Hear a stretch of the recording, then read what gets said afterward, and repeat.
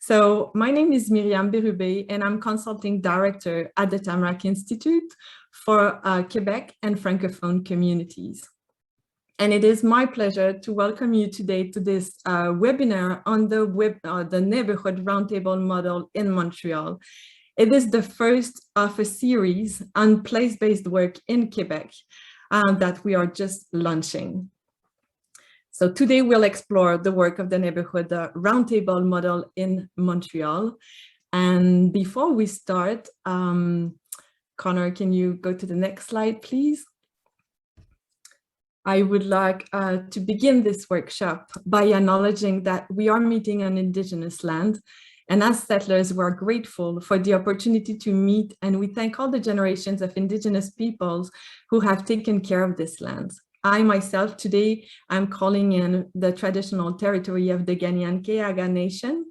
More specifically, I'm grateful to work, live and play in Tiohtià:ke, colonially known as Montreal.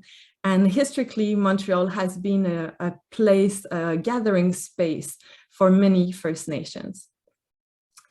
And as settlers, this recognition of the contributions and historic importance of Indigenous peoples must be clearly and overtly connected to our collective commitment to make the promise and the challenge of truth and reconciliation real in our communities. I'd like now to invite my colleague, Connor Judge, who's with us today, to provide you with some technical considerations. Connor, on to you. Hi, everyone. Thank you, Miriam. Thanks so much, everyone on the call for joining us. I think we have a really interesting call this afternoon. I'm just going to briefly go through some technical considerations. So first, we've got you covered. So you'll receive a full recording of the call, the slides, any additional resources or links that were discussed within this call. You should receive that email a few days after this webinar. We encourage you, please join the conversation. Use the Q&A panel on your Zoom client, as well as the chat box to submit questions or to comment on what's happening in the webinar. And then finally, if you have any technical problems, please reach out to me at the Tamarack Institute, or I have another account, which is my name, Connor Judge. I will happily help you through private messages, and we can get your technical problems sorted out. So once again, welcome. We're so happy that you're here with us, and I'll pass it back to Miriam. Thank you very much, Connor, for that. We really appreciate your support today. And I also wanted to mention that this webinar will be in English, but we welcome your questions in the chat box or comments in either French or English. I would like now to introduce our panelists for today. I sometimes call them the A Club because all their names end with an A. So we have Laila, Elena, Vanessa, and Ramana.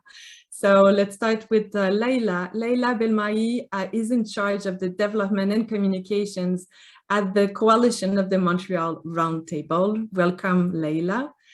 Elena Ziuleva is the executive director of the Southern West Island Community Roundtable, which is one of the 31 roundtables in Montreal. And so is Vanessa Sykes, executive director of another roundtable in Montreal in Saint-Michel neighborhood, which is called Vivre Saint-Michel en Santé. And finally, we're happy to welcome today Ramana Zanfognon. Ramana is joining us from the city of Montreal. She's the head of the Division for Reducing Inequalities and Inclusive Neighborhoods at the City of Montreal's Diversity and Social Inclusion Department. So it's a great pleasure to have the four of you with us today. And I invite our registrants to look into their bios. More detailed bios on the landing page of the webinar on our website. So we can go to the next slide. Thank you, Connor. We know the roundtables have been around for some time now. Most of them have emerged from the bottom up in each neighborhood between the 1980s and the years 2000s. And they were then developed as a model. And today we'll try to learn more about what are some of the ingredients for success to sustain this collective impact work over time in such a relevant and impactful way for Montreal, improving the living conditions of thousands of residents. So we'll start with Leila. Leila, can you tell us more about what is unique about the Roundtable model in Montreal? Hello, everyone. Thank you, Miriam, for this introduction. Such a pleasure to be here and give this first presentation in English about the Neighborhood Roundtables model. So I think we can go to the next slide and start the presentation. And yeah, we can jump to the next slide again. So let's start with a quick definition, because some of you might have never heard about the Neighborhood Roundtables. So there are 31 organizations that bring together the local communities of a neighborhood in order to achieve a social development that represents the local realities and population. So the stakeholders we can find around the table are community groups, nonprofit associations, elected officials and politicians, local businesses and social enterprises, health and social services, schools, the police, and obviously citizens, or sometimes we call them residents in order to be more inclusive. So their actions aim to create more inclusive and fair neighborhoods. I think it's important to keep in mind that each one of them has its own structure and decides which territory it covers. So yeah, the neighborhood roundtables are based on a sense of community in a specific area determined by a sense of belonging. So next slide, please. So now let's get a more concrete sense of what they do in order to make sure the dialogue between their partners actually happens and how they all work together to get into action. But also, as I said, always keep in mind that each neighborhood roundtable is unique and has its own way of doing things. So first, they use various strategies to unite local stakeholders and lead collective initiatives. So they create different opportunities for dialogue through different kinds of events, such as special committees on specific issues, big social forums to consult the residents, general assemblies with their members. They're really experts at mobilizing people in order to encourage the participation of people who are often unheard, actually. So they're excellent at making sure that the social change that is happening in the neighborhood is inclusive. They also analyze the local issues raised by the community groups and residents and think of how they can build bridges with their other partners, such as institutions. They try to find the most effective ways to make changes happen. Also, once the local issues are identified, they help the local communities prioritize them and they make an action plan. So these plans are often called plans de quartier, neighborhood plans. They make sure that the issues identified are addressed, they monitor the plans, and generally evaluate the whole process in order to learn from it and keep adjusting. So next slide, please. So as you know, I work for the Montreal Coalition of Neighborhood Roundtables. So here's what we do as a coalition. First, we bring together the 31 neighborhood roundtables on the issues that they're working on. So it can either be on topics like housing, food security, urban planning and public participation, urban security, etc., etc. And as you can see on this image, based on the local issues that are raised by the neighborhood roundtables, we then advocate at a regional level in order to influence public policies. So that happens a lot through meetings with key people, institutions, foundations, but also through producing memoirs, reports, participating to public consultations, and publishing press releases or open letters. So, and third, we make sure we stay strong as a network. We provide spaces for the neighborhood roundtables where they can address their challenges, but also exchange on best practices. So this happens a lot through meetings. Once again, we hold regular general assemblies every 2 months. We organize communities of practice. Sometimes, so we have one that is specifically about communication. Sometimes it's about specific topics, like recently we had one about the elections, and special meetings on specific issues. So I want you to keep in mind that it is very important for us as a coalition that each neighborhood roundtable keeps its total autonomy and leadership.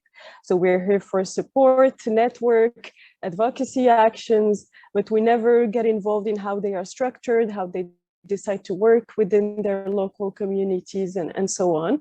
So I think what makes this model very special is the fact that each roundtable is unique, but what unites us is the way we collaborate in order to lead collective actions. So next slide, please. You might be wondering how we got here throughout the years. You know, some of the roundtables have been here for 35, 40 years, but the coalition is turning 25 this year. So I'm going to give you a brief overview of the historical milestones that led to us becoming a coalition. So everything started 25 years ago, 1995, when some roundtables decided to get organized and ask for financial support from the city. They went through a lot of strategic evaluation processes, gathered regional partners around them, and between 1998 and 2002, the first talks that led towards the Montreal Initiative for Local Social Development happened. So the Montreal Initiative for Local Social Development is a joint program that gathers us, the coalition, the City of Montreal, Centraide, or United Way of Greater Montreal, and the Montreal Public Health Department. It was officially launched in 2006, and it's this program that gives each neighborhood roundtable a common sustainable core funding, but also gives all the partners around the table a common frame of reference. Between 2003 and 2009, the coalition became an official organization and was able to hire our current coordinator, Yves Bellavance, who's here, hi Yves, giving the coalition a full-time employee dedicated to give more structure to its actions. After that, in the following years, we have been able to intervene on many regional issues through consultations, open letters, etc. And since a few years, we are a team of 3 permanent employees, plus a colleague working on providing access to spaces for community groups. So today, the coalition is a key actor in Montreal's social development, and we're part of the important conversations that lead to a more fair and inclusive city. So that gives you, I think, a first idea. Thank you, everyone, for listening. Thank you very much, Leila. What I find very interesting about the model that you just presented is that it is not a one-size-fits-all model. It really relies on the autonomy and the unicity of each of the neighborhood, but at the same time, you have a common vision, a common approach to the work, a common framework to the work. And I also like very much how the roundtables have leveraged their work through the coalition to work on system change. So thank you very much for that. Now that we know a bit more about the model, I would like to invite Alena and Vanessa. Next slide, please. I'd like to, next slide again, thank you, to invite them to share with us a roundtable achievement that they are proud of. Alena, Vanessa, can you tell us what are some of the impacts of your work? Anela, would you like to start? Yes, thank you very much, Miriam. Hello, everyone. First, I would like to thank the organizers for inviting me to be a part of the panel. I'd like to start by explaining you the structure of my slide. I'm not sure if you see it on the screen yet. It might appear a bit complex with lots of information. On the left green column, it describes our general process that guides us. And on the right green column, it includes the elements for systems change. You'll see I included a spectrum for each of these elements on the right. In the middle, in yellow, I highlighted 4 main impacts and the actions that we have taken to achieve those. All right. Although the West Island of Montreal, with its over 100,000 residents, has a reputation for wealth and a high standard of living compared to its surrounding territories, there are hidden pockets of poverty and social and material deprivation that exists throughout the region. The lack of affordable housing is one of the major problems that exist in the community. Our roundtable made a commitment and came up with an action plan with the aim to increase the stock of affordable and social housing in the community. But how do you go from the problem identification to an observable impact? We made an assessment of the current context of the housing situation. We conducted studies, surveys, we built a portrait of housing for each of the municipalities that our roundtable covers. We identified what changes we would like to see and what is a path that we collectively want to take to see those changes happening. We mapped our housing system, did the mapping of major actors that influence the behavior of the system. We involved them in the dialogues to better understand, to empathize, and to encourage them to become a part of the solution. With the system mapping, we identified the areas of intervention, the obstacles that hold the problem in place, which prevents us from having a greater impact and shifts in the housing situation. Empathizing with lived experience, adding a human voice and a human face and their stories to the statistics, sharing local knowledge and experience, the news, raising awareness about the promising and innovating practices in the field. All those activities were deployed in order to see any changes. We prepared policy briefs for elected officials to empower them and to equip them with solutions that can support housing affordability at the policy level, which we accompanied with the research and analysis. With events, workshops, and other activities, we aimed to mobilize local forces and equip them with the tools that they can use in order to influence the construction of affordable housing units. What changes do we observe now? We can now measure the changes in the system. We see more resources coming from funders that are being invested in the groups who are working on the housing dossier. We see some of the municipalities making efforts in changing local policies and bylaws that will eventually facilitate the construction of affordable housing. We now have local leaders and politicians who are reaching out to us with the interest to learn more about the diversification of housing, and they're asking to transfer the knowledge to them. Changes in emerging opportunities and higher awareness among the population in general is also observed. In conclusion, I would like to say that we started working on the dossier roughly 5 years ago. We knew the issue is complex and the populational impact can only be measured in many years from now. But I'm confident that with the path we have taken, we will achieve our desired impact. Thank you very much for listening. That's the end of my presentation.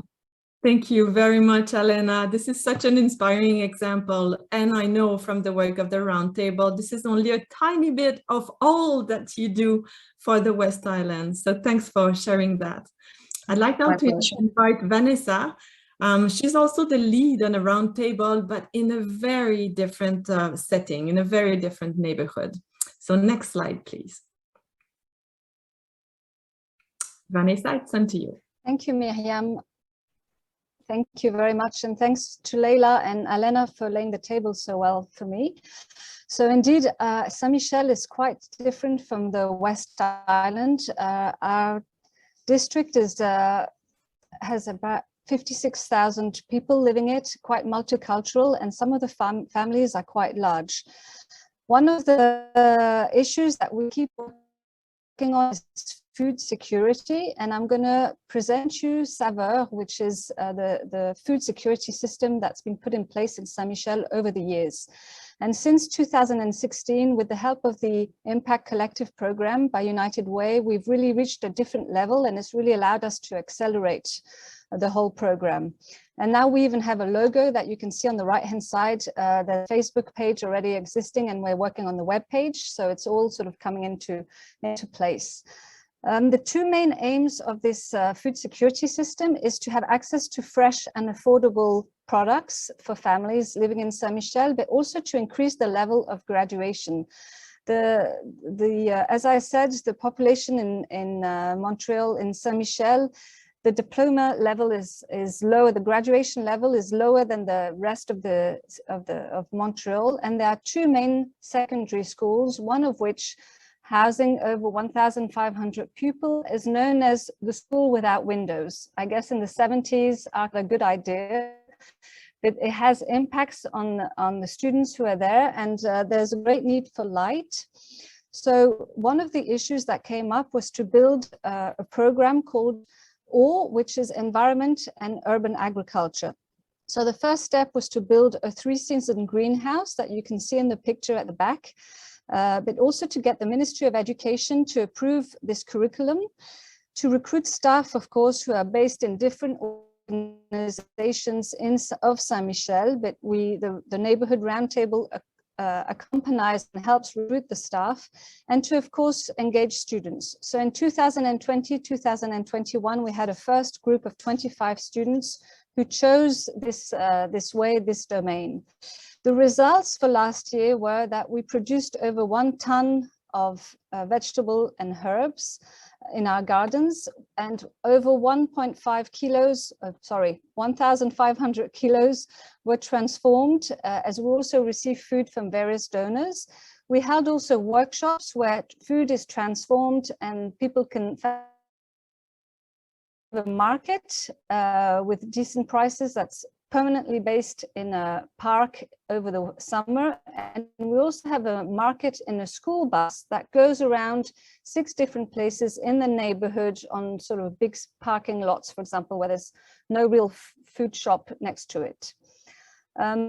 In the future, what we really want to do is to build a winter version of the mobile market. So try and change the bus so that it can survive throughout the winter. Also, we want to, of course, continue to increase our production and the number of food that we transform. We also have a pilot project with an enterprise colleague that's based in Saint-Michel to have kind of good food boxes that employees would buy. And of course, we're reaching out to increase the number of students who go through the curriculum. So eventually we'll have, in 5 years' time, over 125 students. Yeah. Okay, we need to work on that, the recognition of the Ministry of Education for the curriculum. And the biggest project that we have is that we've just won a contest of the Montreal participatory budget. And we're now going to be able to have a 4-season greenhouse so that the students can work throughout the year, not just in summer, and also the community can sort of gather there with a kitchen next door and a transformation workshop. So that's really for us we're very proud of this, and it's one of our main achievements, I would say, in the last year. And I want to just specify what the added value of a neighborhood roundtable is in such a system, because of course it could be carried by a community organization as well. But what we see is that the Neighbourhood Roundtable really acts as a guarantor for various stakeholders. We're able to pull together schools, community organizations, citizens, but also the administration. We also managed to mobilize resources so that we can hire people, but also build all these things. And we, of course, ensure the leadership and the evaluation of the process, because it's a continuous learning activity, and we always want to try and adjust, as Lila said. We want to adjust as we go ahead. And also one of the added values, I would say, is that we're neutral. So we're not favoring one group versus another one. We really make sure that it's a collective program. That brings me to the end. I'm sorry about the technical issues. Thank you so much, Vanessa. This is such a wonderful example. We often talk in collective impact about mutually reinforcing activities. And this is really what I see in your project, that you are improving food security while at the same time bumping up graduation rates, which is amazing. And I forgot to mention, but Vive Saint-Michel en Santé is one of the pioneers of collective action in Montreal and was one of the first vibrant communities at Tamarack 20 years ago. So we are very glad to see all that you have built since then. We can go to the next slide. I would like now to turn it on to Ramana from the city of Montreal. Now that we have seen like concrete examples of the work and the impact of the roundtables, can you tell us why is the city involved in this partnership and who are the other partners also supporting the Montreal's roundtable model? On to you, Ramana. Yeah, thank you, Miriam. So the City of Montreal is one of the 4 partners in the Montreal Initiative for Local Social Development. Since 2006, the roundtables can count on an annual funding from United Way of Montreal, the Regional Public Health Agency, and City of Montreal. The total investment from those 3 partners is about $3 million for 30 roundtable, which is actually a car funding of about $100,000 per year on average. For the majority of those roundtable, the investment is a trigger for other funding. So for most of them, it's not the only funding they have. So this is basically a trigger for them to get additional funding. The 4th partner is the coalition, which Leila talked about earlier. So you also asked me, well, why the city is involved? Well, Roundtable and the city of Montreal share common goals in terms of fighting poverty and social inequality. We converge on how we make life easier for the most vulnerable people or areas actually in the city by paying attention to things such as urban planning, transportation, housing, and food security. So you've seen different really good examples of how a roundtable work in Montreal. And I can actually also give you another good example on how the city work with the roundtable. The example is also a food security project at the neighborhood level. So what happened was that there was a large exercise of local planning that was led by the roundtable, and the issue of food insecurity actually was highlighted by the citizens. But then with the work of the roundtable and the borough, the city boroughs, we actually found global solutions that were developed around local production, greenhouses. There was a local market and actually training for vulnerable people in the area. And actually this project was really interesting because the borough made possible, the greenhouses. The borough actually made available a park. So the park was made available for the roundtable. The borough actually developed urban furniture so that the project could be a success. So this example is it's a well-known example in the community on how solutions can emerge from the community, and then different actors can use their power, I would say, to make the project a success. And in that project, I can say that the city and the borough were actually a leverage, and they made a difference in the success of that project. So I love the way you just said it, Ramana, like leveraging the work of the roundtable. I think this is great how the borough and the city is doing that. I have visited myself the Center South neighborhood where this project took place, and it's amazing. It's not only the greenhouse, it's basically a revitalization of the whole area that was done by the borough. I'm curious to know, Ramana, like, how did that partnership unfold during the COVID pandemic? How did the roundtables actually contribute to city efforts in terms of emergency response at the local level? Can you tell us a bit about that? Yeah. Well, their contribution was incredible. That's all I can say. The roundtable where they did contributed to the city's efforts during the pandemic. There's nothing more clear than that. First, the city did develop a crisis cell around food insecurity, but then through the coalition, what Leila talked about, we were able to better understand the needs on the field. So what the roundtable did, they were actually our eyes and ears on the field, and they were able to bring back what's happening, what the needs were, you know, in the field, so that the city could act, invest where the needs were. And what actually made the difference for us were what I can say we observed was that Neighbourhood that had a dynamic leadership from the roundtable, a history of collaboration, were actually the most effective one in providing an emergency response, reaching out to elders, mental health support, food, providing food to people in need. And the help was more coordinated. The financial aspect were facilitated in those communities. So what I can say is that the roundtable did play a key role during the pandemic to coordinate the local responses, because they were our link to the field. I'll say that. Thank you very much for sharing that that example.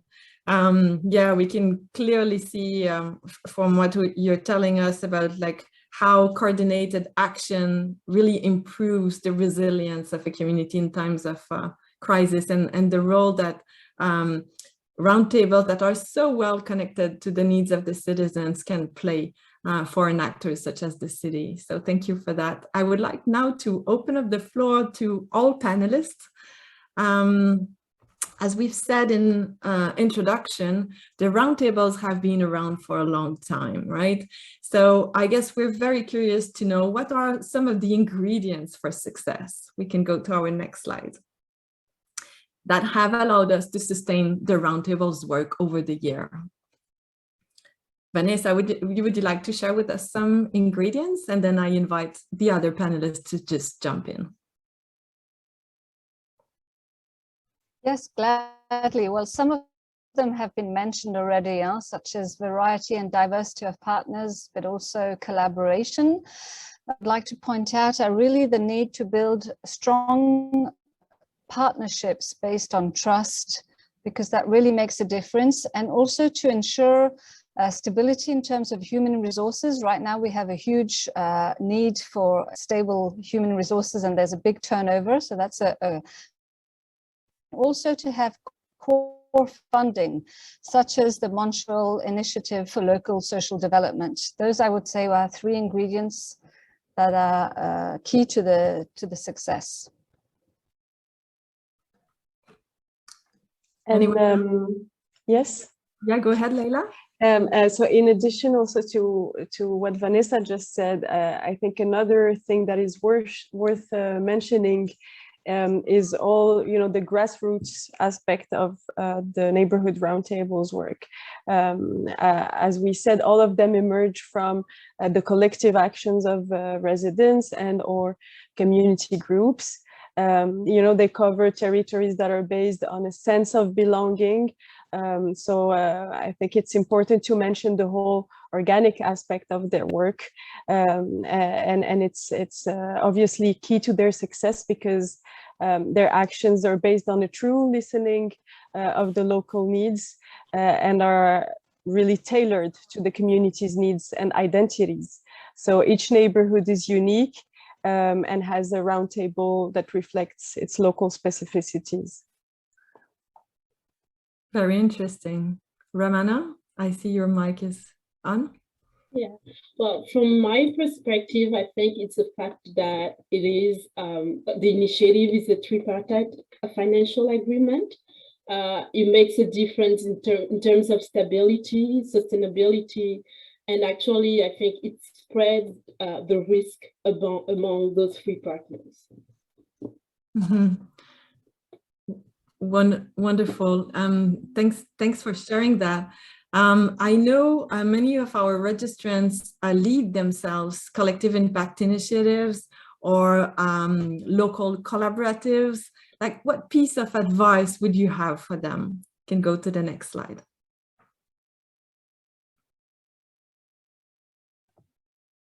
Maybe I can start.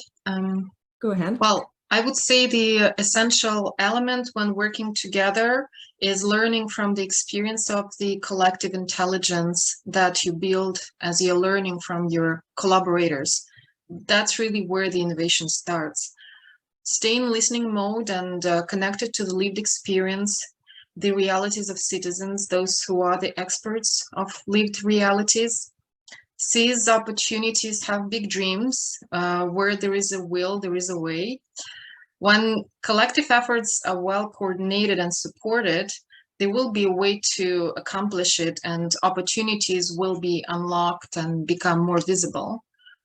I would say that work collectively towards a systemic change, aim to solve what holds a problem in place, and that's what we can accomplish only if we're working collectively. Thank you for that, Alina. I really like if there's a will, there's a way. I think this is a very powerful, I'm sure some people will quote you on that. And also to stay in listening mode and very connected to the lived and living experiences that really help us, fill in the blind spots that we have in our collective impact initiatives. So thank you for those pieces of advice.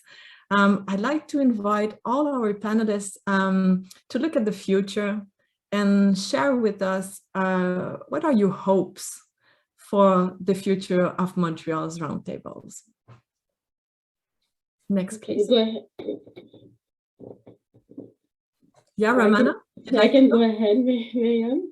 Sure. So I guess one of my hopes, because I have many, one of my hopes is that our partnership around the roundtable continues to adapt itself to the evolving context and the needs of vulnerable people. I think that's where we make a difference, to be sure that we hear and we know what the needs are, and that collaboration is able to adapt to those needs. Mm-hmm. Thank you, Ramana. Anyone else? What are your hopes for the future of Montreal's roundtable model? And perhaps we can stop sharing the screen so that we can see all the panelists and this conversation together. Maybe I can continue, Miriam, if you can hear me. One of the common missions, I would say, of neighborhood roundtables is to improve the living qualities and living conditions of people in their districts, and that goes through reducing inequalities in a way. And we don't always have control over that. So, have concrete measures, whether it's through fiscality or taxation, to reduce inequalities, and also find ways to cooperate even more across structures, different levels, whether it's municipal, provincial, and federal, but also within structures, such as within a borough, where sometimes we work in silos. That would be, I would say, one of my dreams for the future, or hopes. Mm-hmm. Big dreams, have big dreams. Anyone else? Well, in addition to everything that was mentioned, I'd like to see that there are more key partners and stakeholders that join the network and become key stakeholders in addition to the City of Montreal, the Regional Public Health Department, United Way of Creative Montreal, and the Montreal Neighbourhood Roundtable Coalition. I would say more partners. Wonderful. Leila, what about you? What are your hopes? I think a lot of things have been said, a lot of important things have been said. Maybe what I would add is that I would love actually that more citizens hear about the roundtables and get engaged at the local level and take part in improving the living conditions of their neighborhoods. There's a space for that. And it's been done very well for the last 30, 40 years in Montreal. So I hope people can take on this space, more people can take on these spaces and get involved in their neighborhoods. Thanks to all of you for sharing your hopes. This is about the time that we had for this webinar. I really want to give you a very warm, thank you for your participation to this webinar, and also to all of you across Canada, the US, I see even Denmark, to have joined us today. And as I wanted to thank my panelists, it is because it all came from my heart in French. What I wanted to say is merci beaucoup for being with us today, and to all our participants. Looking forward to seeing you at our next webinar. Thank you. Bye-bye. Thank you. Thank you.